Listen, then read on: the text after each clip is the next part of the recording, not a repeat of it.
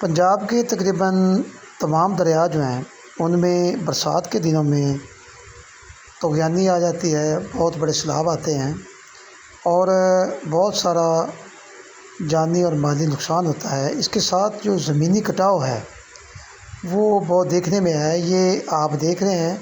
اور آج کی جو خصوصی ویڈیو ہے یہ میں نے زمینی کٹاؤ جو ہے، جو دریا زمین کو کاٹ کر آگے لے جاتا ہے وہ دکھا رہا ہوں آپ کو میں۔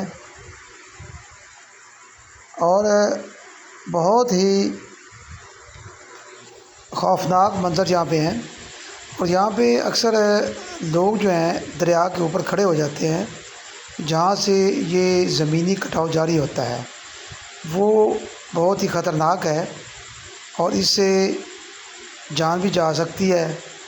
لہٰذا یہ احتیاط کرنی چاہیے کہ سیلاب کے دنوں میں دریا کے کنارے نہ جایا جائے۔